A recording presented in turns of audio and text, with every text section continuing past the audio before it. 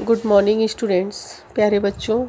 हिंदी की पाठ्यपुस्तक सुमेधा के अंतर्गत आज आप लोग चैप्टर 1 सुख दुख कविता का अध्ययन करेंगे, जिसे छायावाद के प्रसिद्ध कवि सुमित्रानंदन पंत जी ने लिखा है।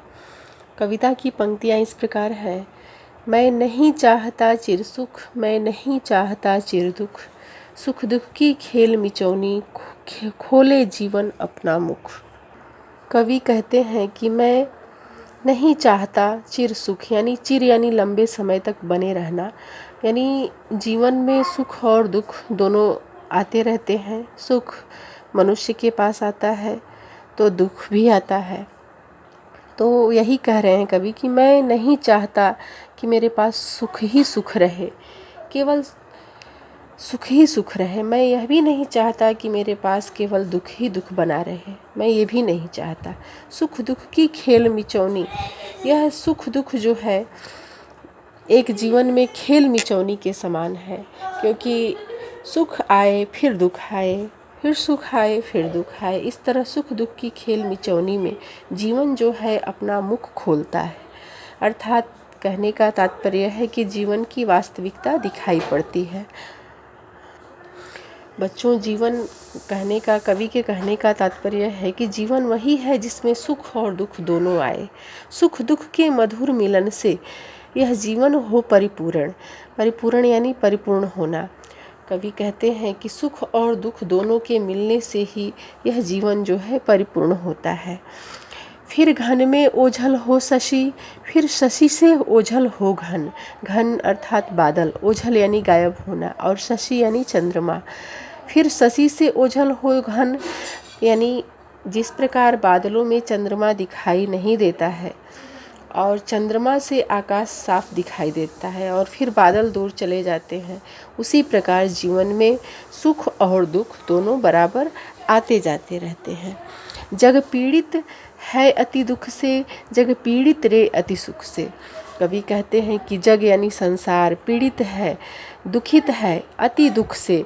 अत्यंत दुख भी आता है तो यह संसार दुखित हो जाता है, और जग पीड़ित रे अति सुख से, और अत्यंत सुख भी आता है तो यह संसार परेशान हो जाता है। मानव जग में बट जाए सुख दुख से और दुख सुख से। कवि कहते हैं कि यह इस संसार में मानव इस तरह बटा हुआ है, दुख सुख से और सुख दुख से मानव इस जीवन में बटा हुआ है। अविरत दुख है उत्पीड़न, अविरत यानी लगातार दुख ही दुख होगा तो भी उत्पीड़न का कारण होगा, तो भी वह पीड़ा देगा। अविरत सुख भी उत्पीड़न, और लगातार सुख भी मिलेगा तो भी पीड़ा का कारण होगा। सुख दुख की निशा दीवा में, सुख दुख सुख यानी दुख और सुख की निशा दीवा में, निशा यानी रात्रि और दिन दोनों में बराबर आना चाहिए।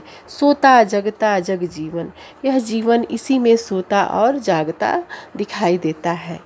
यह सांझ उषा का आंगन, आलिंगन विरह मिलन का। कवि कहते हैं कि यहाँ पर सांझ यानी संध्या का समय, उषा यानी सुबह का समय। यह इस जीवन में सुबह शाम दोनों बराबर आते रहते हैं। और यहाँ पर आलिंगन, आलिंगन यानी कि गले मिलना, विरह मिलन का। विरह यानी कभी बिछुड़ना कभी मिलना, यानी कभी सुख आना कभी दुख आना। ये दोनों से दोनों को हम क्या करते हैं, गले लगाते हैं।